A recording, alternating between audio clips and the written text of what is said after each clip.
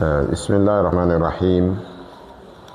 الحمد لله رب العالمين، وصلى الله وسلم على نبينا محمد وعلى آله وأصحابه وسلم، وبعد. السلام عليكم ورحمة الله وبركاته. نيني رابي تدو بركنابي يتي الله سبحانه وتعالى yettore do handi e yettede e jarnimo jarore do fuddi e jarnede en duwanike annabi meden nulirabe yurmede muhammadin sallallahu alayhi wa sallam. Yo allahu beydu jam e kisiye makko on e dow mabbe, kambe yimbe bele bon mabbe wondibe mabbe ben o hisina. So don feji haray min jarna on notagol ngol e senagol finande den woni yewtere men den. Yo allahu tabaraka wa taala wadu tabande mon den senande den fukkirɗum bakkatu e hotande den ɓantirɗum darajaji no wi'irte non mihwatan lidhunub wa rif'atan lidarajat. Yo allahu tabaraka wa taala wadu barke galleji moɗon e boboɓe moɗon ɓen. Yo allahu wadu en sabu no islamu on ñiɓira ka leydi meɗen, islamu ɓanto hakkundeji ɓengureji men ɗin. Haray nodditande nden fi yen tinduɗo hande ko yen ɓeydodir ka dina ka allahu tabaraka wa taala tagiri en kam fi muɗum. Heɗo geli subhanahu wa taala on kanko jomi meɗen o andini en ko tagiri en fi muɗum kon ko fi dewal ngal.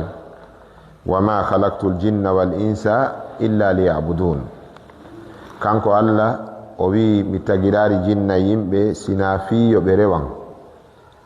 O yetike e aya go kadi ma uridu minhum min rizq. O ɗaɓɓirari en dépensi, o ɗaɓɓirari en arsike, o ɗaɓɓirari en waɗangol mo. Kanko Allah ko yonɗo, imo yoni hoore makko, imo yoni hoore makko e golleji makko ɗin.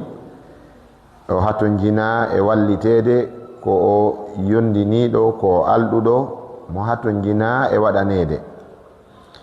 Idan kanko woni alghaniyu wa nahnu alfuqara'u ilayhi. Kanko Allah kanko woni galo on, enen woni wasuɓe haton jimɓe ɓen e makko.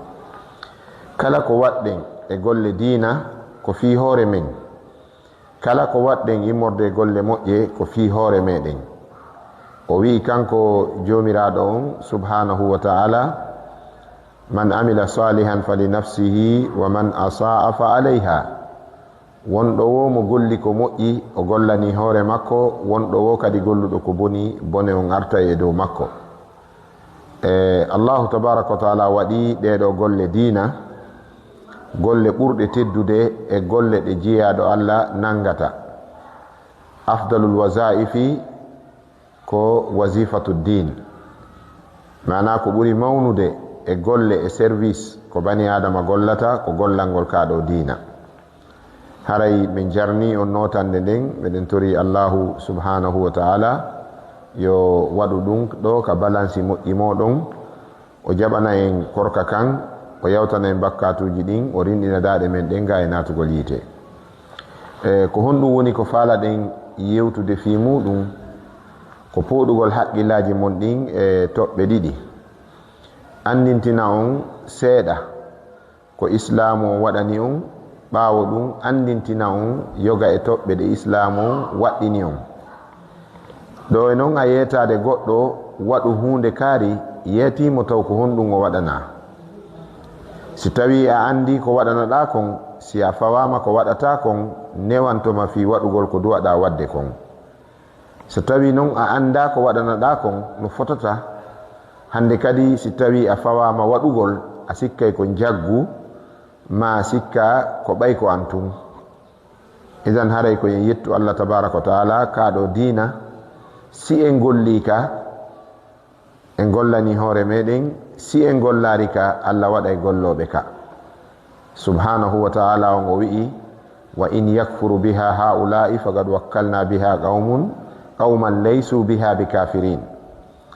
O wi wa in yakfuru biha haula'i, si ɓeɗo wodaɓe fewdo ɗo ɗen be rowtirike gollangol kaado diina be yeddi diina kan be salike ka faqad wakkalna biha qauman allawi men fawi fi diina kan wobbe go yimbe go laysu biha bikafirin ben don kan be yeddata gollangol diina kan o yewten kadi aya go o wi wa in tatawallaw yastabdil qauman ghayrakum wa la yakunu amsalakum si tawi onon do on durnike on salike daranagol diina kan o wi kanko alla o wattitay on e wobbe go ben don be watawa modon mi ana ben don be salotako haray gollangol diina kan ko gollangol hore mudum si diina kan marsi en buttini si diina kan marsari en ukkoniri e ko wiete cadele e bittende gurna ngaduna idan haray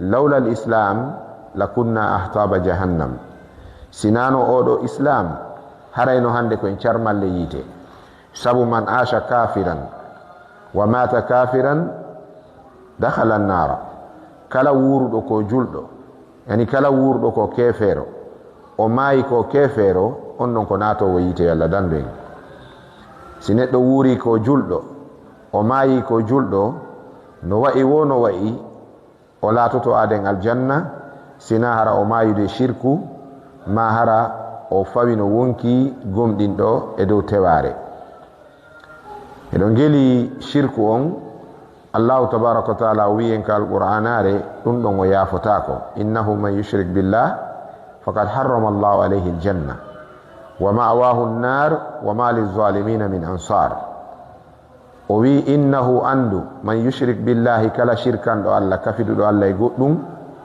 faqad harrama Allah alayhi aljannata on don Allah harmini e do makko aljanna on wa ma'wahu an-nar jaajorde makko den duni werde makko nen ko yite ngin wa ma liz-zalimina alana ben shirkobe alana ben tonyirbe hore mun shirku min ansar walli toto dobe be dada lette Allah ma be yalta yite tefore nelaado e annabajo hay goto jolata e hore maayido e shirku hasbana da yite e aya alqur'ana go Allah tabaaraka taala wi inna Allah la yaghfiru an yushraka bihi wa yaghfiru ma duna dhalika liman yasha allade o yawtanta o yafotako o hafranta duwoni o yawtanta nde o shirkante o yafotako shirkanede wa yaghfiru himo yawtana non himo yafo ma duna zalika ko hewta shirku on kon liman yasha wonande on mo o faala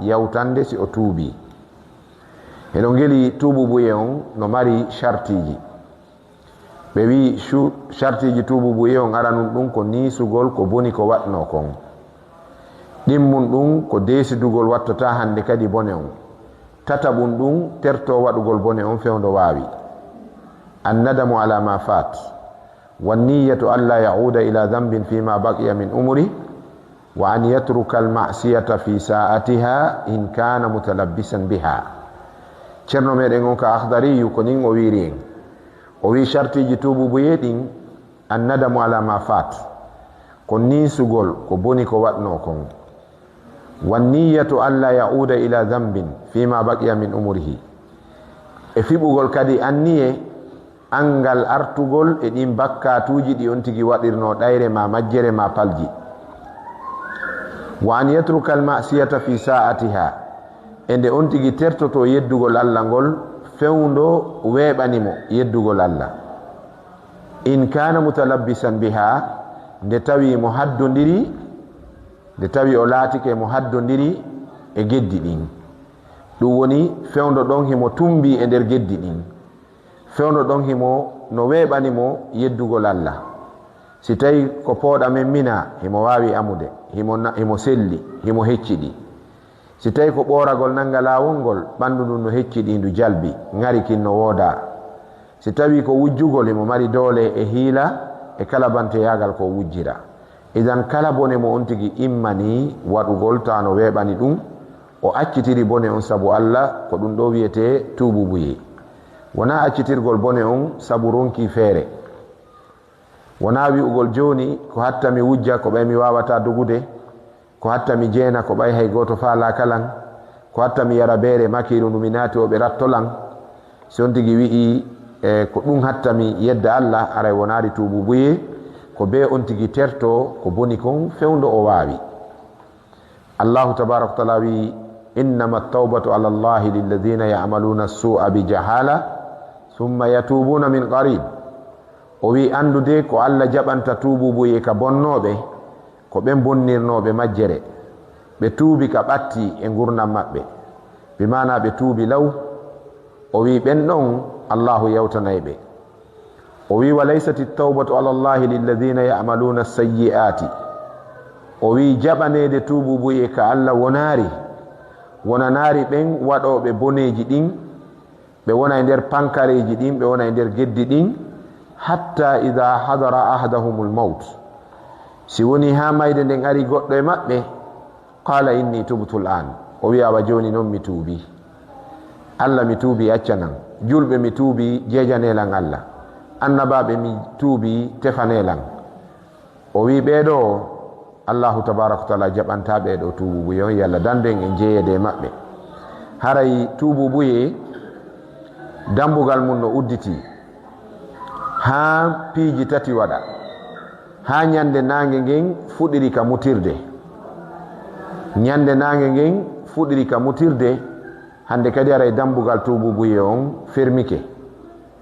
Ɗimmun ɗum ha ɗeɗɗere mayde nden nanga on tigi hatta yo gargira. Nelaɗo sallallahu alaihi wasallam ɓe maaki dambugal tuubu buye no udditi ha ɗeɗɗere mayde nden, mana goro garare nden ka ɗeɗɗere mayde nanga on tigi harande nden. Ɓe wi tammun ɗum ko si woni dargal ngal darike. Haray hande kadi dambugal tuubu buye falama. Dargal ngal non no daroro noneji ɗiɗi ko wiyete kon dargal tosokal e dargal janangal. Dargal tosokal ngal ko mayde nden, dargal janangal ko ñalande hasbore nden wiyete nden al yawmul akhir, ñalande sakkitinde nden. Ngal ɗon dargal hingal mari mandeji, hino jeeya e mandeji maggal ko ko yiyeten hande ɗuɗugol rewɓe yimoɓe, ko ko yiyaton hande fanɗugol hersa, ko ko yiyaton hande jaalagol penale, e ko ko yiyaton hande ko waru horeji sakiti ko ɗuuɗi. Hino jeeya e muɗum ñamugol yimɓe ɓe riba hara ɓe ɗen ƴaaki. Hino jeeya e muɗum kasratun nisa'il ariyat, ɗuɗugol rewɓe ɓe wattaki conci. Se wi'i rewɓe ɓe wattaki conci wona wasi ɓe ala ko ɓe watto kono kumɓe watti wo ko wirtere ɓeydi ɓe.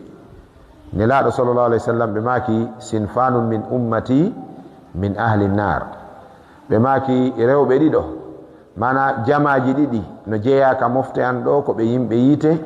Ɓe maaki lam arahuma, min noon mi yiɗari ɓe gite an ɗen ndi mi tawdaka e maɓɓe. Bi mana ko aroyoɓe ka akhiru zaman, o zamanu mo wonɗen e muɗum ɗo.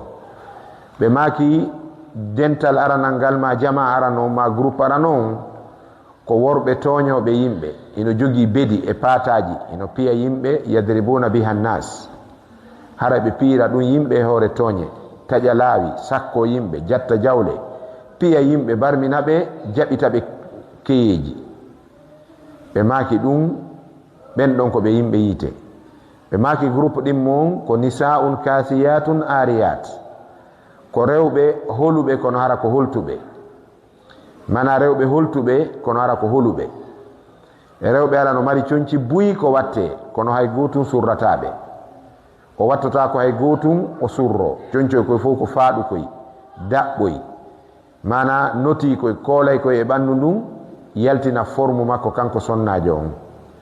Ɓe maaki ɓeɗo la yadkhulna aljannata, ɓe natta aljanna, wala yajidna rihaha, ɓe maaki ɓe heɓata kadi uurengol aljanna. Ɓe maaki ɓeɗo ko aljanna on uurata kon hewtataɓe. Fa inna rihaha la tujadu min masirati 70 kharifan. E fillayegoɓe maaki uurengol aljanna on no heɓoro ka yarete duuɓi 70.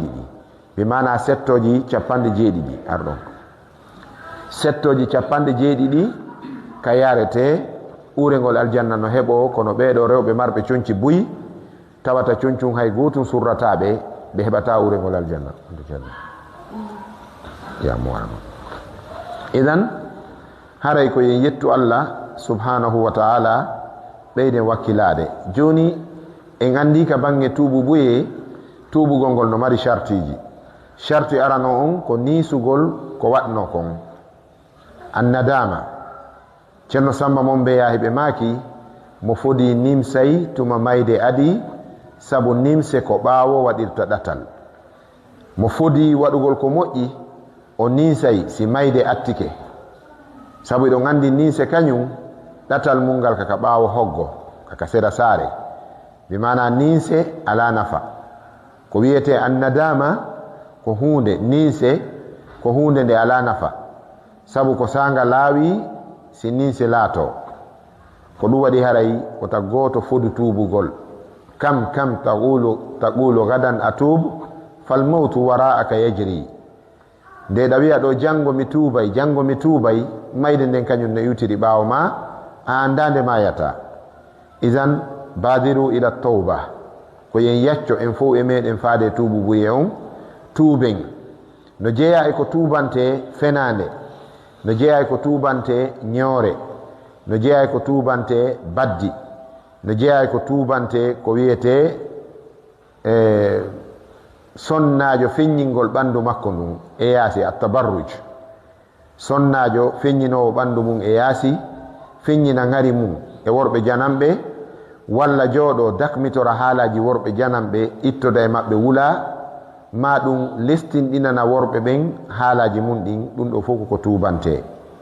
bidalil en dallinoray deftere Allah tabaraka wa taala nden Allahu tabaraka wa taala no wi sonnajo on, o wi ya ayyuha nabiyu qul li azwajika wa banatika wa nisa'il mu'minin yudnina alayhinna min jalabibihinna dhalika adna an yu'rafna fala yu'zain. o wi hey ko ayo annabi ma kan, ya ayyuha nabiyu qul li azwajik, hey ko ayo annabi ma kan sonnaɓe maɓen, wa banatika e ɓikkoye ma deyoy koy, wa nisa'il mu'minina e selen bentemɓe gomɗinɓe ɓen. ɗum woni sonnajo wonɗo e ley konngol gorko gomɗinɗo. ɗo wona sonnajo gomɗinɗo de Allah wi. Allah ɗo ko idafa o waɗi, o wi wa nisa'il mu'minin, no wawa sa wi qalamu zaydin wa li qalami zaydin, e sa wi wa li rihlati shita, wa li rihlati shita, no wawa sa wi'i karambol kaari, e sa wi'i sa'i kaarijo. bi mana ɓeɗo sonnaɓe ɓe Allah noddi ɗo wa nisa'il mu'minin, wona sonnaɓe julɓe gomɗinɓe ɓe nde Allah wi ɗo, haysi taynaɓe julɓe, kono si tawi ko e ley konngol, e ley desal, e ley needi worɓe julɓe ɓen ɓe woni, haray yamirɓe ɓe ƴettu hijab on. ɗum woni yudnina alayhinna, yoɓe jurjurtu e maɓɓe, yoɓe jippintin e dow ɓalli maɓɓe ɗin min jalabibihinna, ko wiyete kon firin gantanji maɓɓe ɗin. ko wiyete firin gantan ko ɗum wiyete ka arabu jallaba. jallaba jamu on ko jilbab, ko doleke yaajuɗo tekkuɗo wonɗo nder ton on, si gayni reppade e nder makko fayda sendiditta kon to woni koyɗe ɗen ma hoore nden. ko ɗum wiyete aljallaba ka haala arabu. ko ɗin conci ɗon Allah wi yo sonnaɓe julɓe ɓen yoɓe watto. amma koye peppetoy koye wonɗen yiwde, tuuboye daɓɓoy, gudoye daɓɓoy, conci faaɗuɗi, haysi ko jilbaba hara ko seeri ko sexy. ɗum ɗo fof ko lundagol Allah tabaraka wa taala, la hayra fiha, moƴƴere ala e muɗum. jommum ala baraji e walla jommum ala moƴƴere, sabu wona ɗum woni ko sharia on wi'i. Allah tabaraka wa taala ko wi'i, o wi'i yudnina alayhinna min jalabibihinna, dhalika waɗugol maɓɓe ɗum adna ko ɗum ɓurata ɓe ɓattinde an yu'rafna, nde ɓe anditirte gomɗinal fala yu'zaina, hara ɓe lettetake ɓe tampintake. yu'zaina sengo worɓe aduna ɓen, goto jatotako ɓe fawa ɓe pankare. sengo Allah tabaraka wa taala o nangataɓe o lettaɓe, bi mana tampere ala e dow maɓɓe. konin Allahu tabaraka wa taala wiri ka suratu al ahzab. ka suratu nur Allahu tabaraka wa taala wi sonnaɓe julɓe ɓen, o wi waliyadribna bi khumurihinna ala juyubihinna, yoɓe ƴettu tiggaje maɓɓe jane ɗen ɓe piya e dow budde maɓɓe ɓandu ndun. ala juyubihinna, jaybu ko jiifa wiyete jaybu, si woni ɗiɗi wiye jaybani, si ɗuuɗi wiye juyub, ko bimana ko jolɗe. Kala ka nattiti e kala ka untiti e makko e kala ka yolde waɗiri yo tiggare nden aru suuɗa ɗon. Bimana so waɗi jallaba on ha gasi, o wattike robu jano on juutuɗo tekkuɗo on, hande kadi o ƴetta tiggare jande nden o fawa ka hoore, nden ɗon kadi cippora kala ka yolde wonno e ɓandu ndun, yolde nden nde uddo. Ko ɗum woni wal yadribna bi khumurihinna ala juyubihinna. Firoɓe juyubihinna balaje ɓen ko faljuɓe. Allahu tabaraka wa taala imo andino balawal wiyete ko kanko tagi balawal ko mankib wiyete. So o wi juyubu jam'u jayb ko kala ka yolde woni e sonnajo on haray nden nokkure ɗon koyo suuɗo. Ko ɗum woni koyo sonnajo on koyo suuɗu ɓandu ndun intégralement, koyo buubu ɓandu makko ndun ndu fof e mayru. Ibnu Abbas ɓe firiri ɗeɗo ayeje ka tafsiru maɓɓe hara himo darira wuddere yitere wotere, mana hara mo tufi ka o darira wuddere wotere. Ko ndi ɗo ɓornateri Allahu tabaraka wa taala yamirno sonnaɓe julɓe ɓen yo ɓe waɗu ɗum. Noon haray wattagol peppetoykoy, koko raɓɓiɗi, koko faaɗi, koko tawata feññinayi forme sonnajo on walla feññina ɓandu makko ɗum par transparence, ɗum koko tubante. Sonnajo julɗo fof no hani tubande ɗum. Andi ton si tawi on tuubi e ɓornateriji lundiɗi ko Allah faala kon, ko moƴƴere wonande on. O buumagol ko onon o wiyede yo mbuumo, ananay buyno ngerma ɗum sattina, kono andi tu a saloray buumorgol hijab, kono ñande go a buumoray ka sangi. Idan on tigi yacco o suuɗa ɓandu makko ndun e tentini ga e worɓe janamɓe ɓen. Malaika yurmede natata e galle ka sonnaɓe sanki darni haray ɓe jillodiri e worɓe janamɓe. Malaika yurmede natata e suudu ka bare laaru ne'a, bare ɓale. Malaika yurmede natata e suudu ka musique fijata. Malaika yurmede natata e suudu ka ko wiyete jarasul juljul, be mana suudu ndu talen hoyi ƴetta haɓɓa e dammi ma haɓɓa e dambude ko wiyeten kon sadaka. Nelaɗo sa sallam maki sab'atu buyutin la yadkhuluhunna almalaika, cuuɗi jeeɗiɗi malaika natta e majji, heno jeeya e majji ka sonnaɓe sanki darni ta kamɓe worɓe janamɓe iɓe nder ton. Heno jeeya e majji cuuɗi ka bare ɓale, bareru ɓaleru ne'a. No jeeya e majji ka bawle coofe omba e miran joɗɗina e nder suudu mara. No jeeya e muɗum ka talenji wenga e daabeji ɗin ma yowa ka gimbe wiya ko sadaka. Ɗiɗo cuuɗi fof ɗi majji malaika yurmene natta e majji. Idan eɗen hani laɓɓinɗe cuuɗi men ɗin yaltinen ɗum ton, sabu si malaika yurmede en natari malaika lette en natay. Idan ɗiɗo fof haray ko piiji hanaɗi tubanede. No jeeya e ko tubante yahugol ndaaro o karam ko batini, ɗum kadi koko tubante. Nelaɗo sallallahu alayhi wa sallam ɓe maki man ata kahinan aw arrafan falam yusaddiqu bima yaqul falan yuqbala minhu salatuhu 40 sabahan. Nelaɗo ɓe jamɓe kisewne mum maki kala arɗo ka ndaarowo ma ka mbilejo ma ndurejo fiyo ndaranmo tawa o hoolaki ndurejo on ko wolta kon fiw. Si ndurejo on wolu ena ɗum ɗo ɓe woli tun na gonga e wurimɓe ko fenoɓe, ɓe wi kono ɓay o yahika makko o landike mo haaju balɗe 40 so juuli o jaɓantake dewal ngal. Hara on tigi yahu landoyi karama ko batini haaju. Ko wiyete karama ko batini ko o mbile o ndure e jooɗiɓe no wiya menen namen bile namen dure, menen ko qur'ana on men gollirta, menen ko jikiriwol ngol men gollirta. Jikiriwol e alqur'ana wona ko gollire ariri, ɗum koko Allah jantore e ko Allah rewire, ɗum wona ko darirane yimɓe. Donc ɓen ɗon ɓe wiyay a menen de na ɓaleri ndin, menen ko daneri ndin. Dure yagal e bile yagal ko rawni ala e mum fof ko ɓawli, fof ko niwre, sabu fof ko tooñe. Shirku on ko tooñe. Allah tabaraka wa taala wi inna shirka la zulmun azim.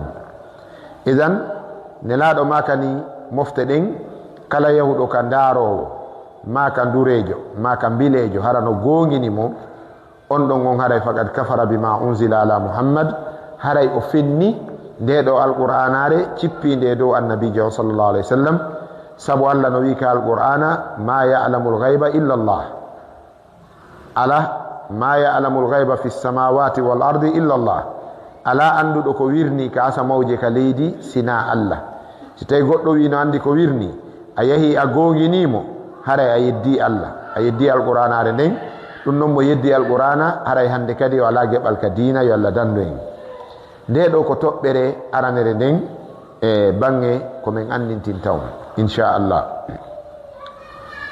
si iwi e nde ɗo toɓɓere bange tububuye on miɗen faala on andintinde seeɗa ko honto islam tawi on onon ɓe sonnaɓe très important andugol ɗum sabu si islamu arano harayno hande alhaali mon on ɓeydu yurmude harayno hande alhaali mon on ɓeydu kanude harayno koyeram mon on ɓeydi sabu honɗum alano hay goto darotoɗo fi faabagol on fi wallitagol on onon ɓeɗo sonnaɓe fi yo yaltoy on koyeran ɗon idan iɗon hana andintinede ɗum wano wi'irnen noon nanen ka toɓɓere aranere siɗa fawde goɗɗo gollal andinimo ko waɗanɗamo ma ko waɗanoytamo ɗum yawnaymo waɗugol gollal ngal bi mana si a yetike goɗɗo waɗu hunde kaari miɗo waɗanma hunde kaari ma mi waɗante hunde kaari ɗum ɗo ɓeydaymo okkude courage waɗugol nden hunde nde faalaɗa yo waɗɗon idan la budda an nuzakkirakunna bi almakani alladi wajadakunna islamu fihi haray be men andintina on nden ɗon nokkure walla ɗin nokkuli ka islam tawi on ɗon e andon noon kadi si islamu arano harayno hande ɗum ɓeydi e dow moɗon yahe ndaron ka galleji ka gandal ala diina ala peewal ala ko honno sonnaɓen wuuriri ko koyeran inkimas hisland ko ɓe yosuɓe ko ɓe jasuɓe galleji ka islamu ala ɗon peewal ala ɗon fi allah ala ɗon a taway sonnajo on ko kurkadu sonnajo on no waywa babba sonnajo on no waywa kullum sonnajo on no way tum wa hunde nde kontaka idan ko islam findini aduna on e bange teddingol on onon sonnaɓe ɓen aren e mise seeɗa ado islamu arde hiɗon wooda nelaɗo sallallahu alaihi wasallam ɓe maaki innama nisa'u shaqa'iqu rijal sikke wo ala onon sonnaɓe ɓen kon siwtaɓe worɓe ɓen